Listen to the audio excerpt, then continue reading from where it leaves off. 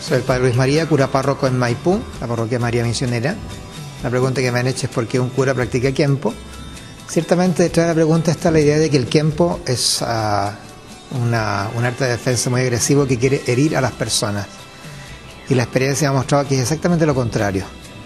Es decir, a través de la experiencia del Kenpo, llevo 7 años, acabo de ser graduado cinturón negro, he podido descubrir que Kenpo no es para hacer daño, sino para mostrar dos cosas. Primero, ofrecerle al otro la oportunidad de saber delante de quién está y por lo mismo poder tomar sus propias precauciones, darle una segunda oportunidad para revisar sus propias acciones.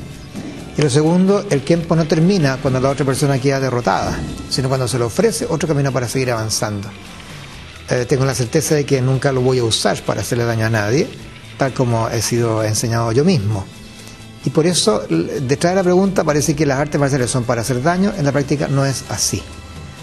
Cuando alguien usa un arte marcial para hacer daño, tiene que retirarse de la escuela, porque entonces está aprendiendo muy mal lo que está aprendiendo. Para eso mejor se compra un arma y espera que lo mate. El Kenpo no es un arma, es un arte.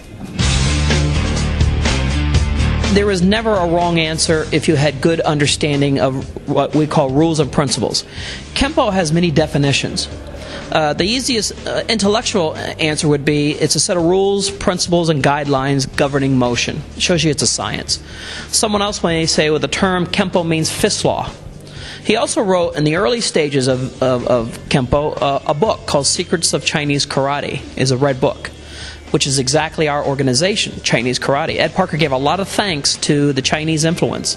Bruce Lee also wrote a book called Kung Fu. In both that book and also Mr. Parker's book, there was one person mentioned in the book between Bruce Lee and Ed Parker, and his name was James Lee.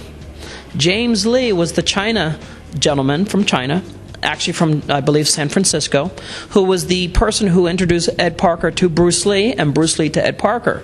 And they would get together and like Ralph Castro and a lot of these other people would share their knowledge with each other. That's what the original Internationals was all about in 1964. Everybody would come together and share knowledge, no matter where you were from, no matter what your skills were.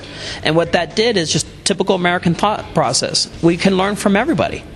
And as long as it made sense, and long it was based on logic and modern, he gave respect to the formalities and the customs of history, but on a science, on a combative street self-defense system, he developed a system, an organized, methodical process that he said, we're going to use these rules and these guidelines, and we're going to teach the students how to be good students, but we're going to teach our teachers, our black belts, how to be good facilitators, communicators, like going to school. We have students that sit in the college class and they learn from someone who's a legitimate professor, not the old karate way of let me hit you to hurt you to show you I know what I'm doing. To educate them, to make them feel good. I can't wait to go back to class tomorrow. So we're not there to hurt them. We're there to show you that we have a passive side, tiger and dragon, soft and dynamic. And there's a spiritual side to it too. It's a way of life. Okay, so for the young children, we teach them good manners, how to behave, how to say thank you, how to stand tall, how to say no. Okay, and more so, how to protect not only themselves but their family. How to not be afraid to put their hand up to talk to a teacher when they have a question. How to have confidence through physical exercise. In America, a lot of the young students in the school system, not too much exercise, too much computer. Babies have a thing and they put in their mouth. We call it a pacifier. Well, they've graduated that. It's called Nintendo. So one thumb, two thumb. It's modern day. We have what we call 6 magic words. Yes, sir. No, sir. Yes, ma'am. No, ma'am. Please. Thank you. In Ireland, I did the same thing when I came to his parish. Me and the children don't speak the same language. Okay? But there is one language everyone speaks. And it was taught to me by a 2-year-old little girl. And she's now 12. That was my daughter. My one child. And what she taught me was something at 2 years old, no matter how far she was away from me, that I couldn't yell. I could look at her, she could look at me, and I went, I love you. and I taught that his parish. And as I was leaving, a little boy come running up, and he pulls on my pants.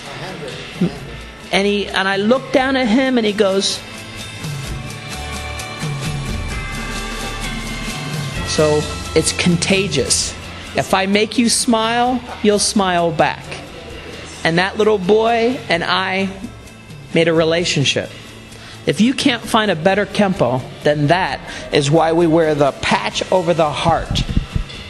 Because you must have heart. You must have love. Okay? Because it's easy to hate and hurt. And society is broken. We have good and we have bad. I'll stay to the good.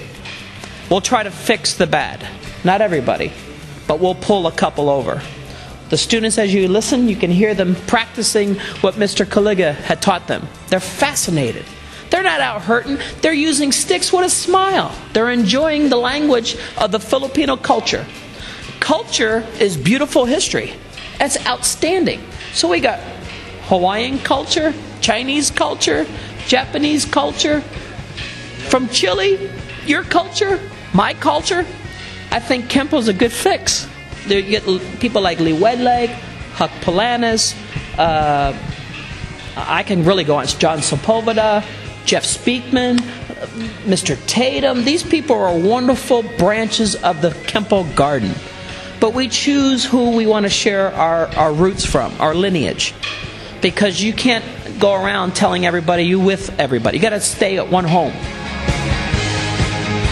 Now we have Kenpo organizations joining Kenpo organizations. It's not about his patch is better than mine. It's that we think alike. We love to share, which is one of the best things anyone can do is realize this. Our Grandmaster left us in 1990. I was at his funeral. Mr. Pick, Jeff Speakman, Bobby Lawrence, Joe Palazzo, Paul Mills, Frank Trejo, Roy McDonald, they were the pallbearers. And everybody stood there in meditating position. We lost something very, very special. And it was our job. It was our job to let it keep alive.